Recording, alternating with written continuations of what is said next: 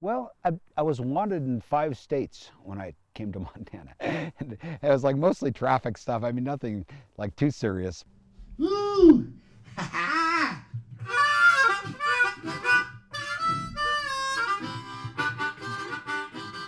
You might wake up with no job and no power and no wood and a note on the pillow where your wife was yesterday, but you keep coming back.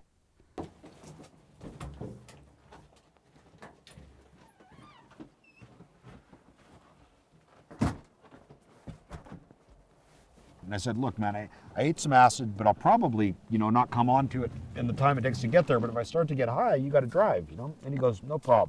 And so we take off, and this guy's being chased by a cop, and he's going 120 miles an hour. We're going through this light, and this car comes. It's like a bomb going off. It just kaboom, man, everything came apart. We're like flying. My car kind of flew off to the side and crashed into this freaking brick wall. The engine's coming into the front seat. We're both screaming, and I go, the car's on fire. And he goes, shit. And I look down, and my whole freaking left leg is surrounded by metal. So I'm yanking on the thing, just trying to get out. Floyd jumps out. There's a guy in a pickup truck that had a fire extinguisher behind the seat. He jumps out, starts spraying down the front of my car. There's all this chemicals flying up and everything. I get my leg loose, and I just start climbing out, and I climb out, get onto the sidewalk, and I fall over. And see, I was already disabled from a previous crash, from like a motorcycle crash that had kind of like crippled me, but I could walk with a crutch. And so they load me up, and I'm going to the hospital, and all of a sudden I start coming onto the acid, man. And I remember there was this EMT, and she had this like shit-eating grin on her face, and she's looking at me, and she goes, I've never seen this before. And she pulls my socks off, and there's glass blown into the toes of my socks. And she's dumping it out of my socks, and there's a sparkly glass coming out. And I go, okay, I'm coming onto the acid now. This is going to be a good one. Because of the air, because of the sky, because of the laughter that hits you like a crashing wave when you walk in lonely to your home bar. I used to race motocross when I was a kid. There were many times when I'd be going like 90 miles an hour just asking to crash. Okay, well this time I was going 20. Some guy decided to like turn and just knocked me off the bike, and I flew 30 feet and hit a curve. It broke my back instantly. I wake up, my whole body's just going into these convulsions, and I keep kind of going out. I'd see him down there working on me, then I'd slam back in. I'd be looking up.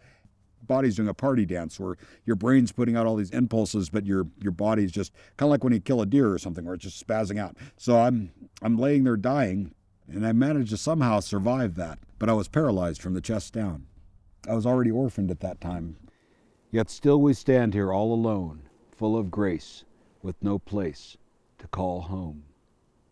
They said I'd probably never wiggle my toes again. I wouldn't be able to walk. I wouldn't be able to sit up really. And I guess I just started kind of working from there, and I got a little bit of motion in one foot, and I kind of gradually worked. I was in the hospital for like 3 months, and it was just really a long time there. Yeah, I went to a shrink once, man, and she said I had layer upon layer of post-traumatic stress. And I go, she said I was really screwed up. And I go, man, tell me something I don't know. My father fought in World War II in Korea. He was a medic in both those wars. He died when I was 3. He gassed himself in a car. And I remember walking down there and finding him, with our family. And that was something that if other people could feel what I feel, I don't think they'd really be so gung-ho about going to war all the time, because there's a human cost to this, man. And sometimes I come up here and I just, I don't know. I do post-traumatic stress things. Sometimes I go up here and hang out with the dead people. I remember like years ago, I was like cruising along down this road, down the creek. And I was with a friend of mine. I was holding the wheel while he was taking a hit off a pipe. And I looked up, and in the other lane, there was somebody doing the same thing. And I realized when I got to know these people, it was sort of like Montana was what we all had instead of a happy childhood. Or when you drive off at night and the bright orange harvest moon comes up behind the snow-topped mountains with a few perfect dark clouds, bewitching, magical, irresistible. I'd just gone through kind of a painful breakup with my wife, and I felt like I needed to be punished, I guess, because I came up here in the middle of the winter. And there were people that when they realized that I'd kind of come up here and I was sleeping in the ditch, they started saying, you know, there's people that love you, Joe. It's like, you know, they didn't mean it, but they didn't want me, like, you know, to freeze to death at the side of the road. And I'm going, no, I'm okay, man. It's like, I'll just hang out. And that kind of worked, because then after that, they started figuring this guy's one crazy fucker, you know, got a little bit of respect for me.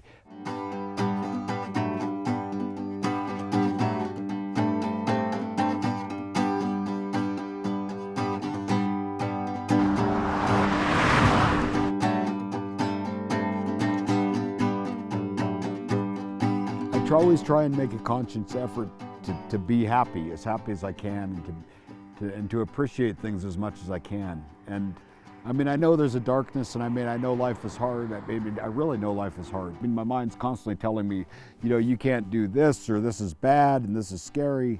And I'm constantly telling myself, no, this doesn't have to be bad. It can be good, and it can be something different. I look into her burning dark eyes and feel warm inside from all the treasure, like a person could never starve or die lonely, not in a place so rich.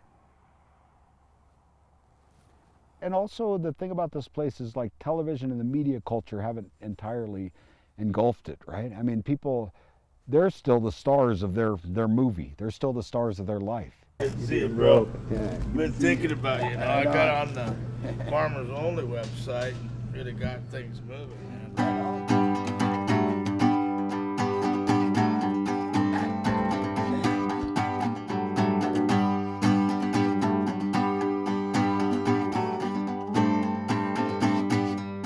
There's a bird on the wedding in the sky, Lord, in the sky. Ow! Rednecks against Trump.